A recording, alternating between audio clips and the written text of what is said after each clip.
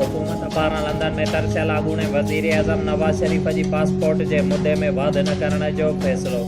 शहबाज़ गिल चयो आहे त नवाज़ शरीफ़ बीमारीअ जो बहानो बणाए परॾेह में वियो ऐं वापसि न आयो। नवाज़ शरीफ़ मुल्की नाणो लुटियो ऐं मिल्कियतूं ठाहियूं, खेसि सज़ा पूरी करणी पवंदी।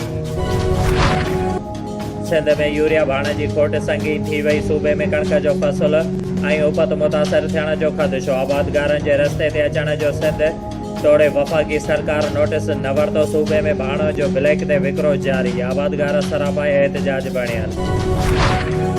सिंध जे राजधानी कराचीअ में गैस जो बहिरान संगीन थी वियो। 2 करोड़ जी आबादी रखंदड़ शहर में काठियूं बि महांगियूं थी वयूं। शहरनि लाइ गैस हिकु ख्वाब बणिजण लॻी। शहर जे मुख़्तलिफ़ इलाइक़नि में गैस जी बंदिश ख़िलाफ़ एहतजाजनि जो सिलसिलो जारी।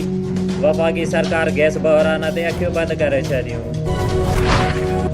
वज़ीर आज़म इमरान ख़ान तहरीक इंसाफ़ जी नई तंज़ीम जो ऐलान करे छॾियो। वफ़ाक़ी वज़ीर असद उमर PTI जो सेक्रेटरी जनरल, आमिर महमूद कियानी पार्टीअ जो एडिशनल सेक्रेटरी जनरल मुक़रर। वफ़ाक़ी वज़ीर अली ज़ैदी PTI सिंध जो सदर, परवेज़ खटक KP, क़ासिम सूरी बलोचिस्तान, शफ़क़त महमूद पंजाब ऐं खुसरो बख़्तियार PTI ॾखण पंजाब जो सदर थी वियो। वफ़ाक़ी वज़ीर फवाद चौधरीअ चयो आहे त ॿियनि उहिदनि जो ऐलान बाद में कयो वेंदो।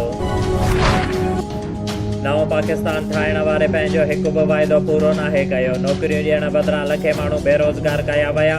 माण्हुनि वटि बिजलीअ जो बिल अदा करण जेतिरा पैसा बि नाहिनि।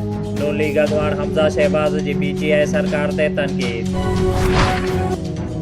पंजाब जे शहर रावलपिंडीअ मां गुम थियल पाकिस्तान जाई अमरीकी शहरी वजिया सवातीअ जो केस हल थी वियो। वजिया जे अॻूणे मुड़ुस खेसि क़त्ल करे लाश दफ़नाइण जो एतिराफ़ करे वरितो। पुलिस वजिया जे अॻूणे मुड़ुस रिज़वान हबीब समेत 3 ॼणनि खे गिरफ़्तार करे वरितो। लाश बि डेरा इस्माइल मां हथु कयो वियो।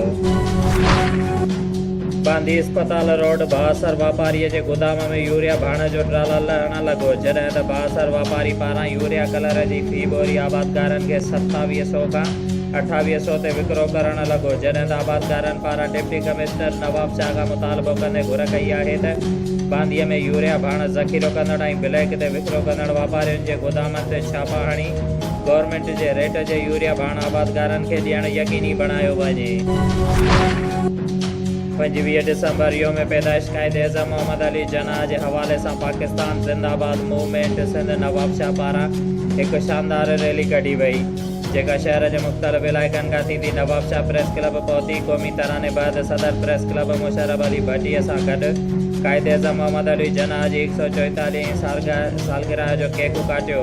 उन मौक़े ते ज़ुबैर अहमद कुरैशी, दानिश खान ऐं ॿियनि चयो त अॼु 25 डिसंबर क़ाइद एज़म मोहम्मद अली जनाह जी पैदाइश जो ॾींहुं आहे। असांखे तमामु घणी ख़ुशी आहे जंहिं असांखे पाकिस्तान जहिड़े ख़ूबसूरत मुल्क आज़ादु करे ॾिनो, जंहिं करे असां आज़ादु घुमी रही सघूं था ऐं हिकु ॾींहुं पाकिस्तान फ़ौज सां गॾु कश्मीर खे आज़ादु कराईंदासीं। चीफ पेट्रोलियम ऑफिसर, पुलिस ऑफिसरनि ऐं मुलाज़िमनि सां गॾु मसीह बिरादरीअ सां तालुक़ु रखंदड़ मुलाज़िमनि केक काटे क्रिसमस जा तोहफ़ा विरहाया ऐं मसीह मुलाज़िमनि खे क्रिसमस जूं मुबारकूं ॾिनियूं। उन मौक़े ते सकरंड कमांडर क़ासिम इफ़्तिख़ार बड़ाइच चयो त क्रिसमस जे मौक़े ते असां सभु अवां जे ख़ुशियुनि में बराबरि जा शरीक आहियूं। मुल्क ऐं क़ौम जे तरक़ीअ लाइ असां सभिनी खे गॾिजी कमु करणो पवंदो। मसीह बिरादरी मोटरोए पुलिस सां गॾु कमु करे रही आहे। हिन इदारे जे तरक़ीअ लाइ असां सभिनी खे गॾिजी कमु करणो पवंदो।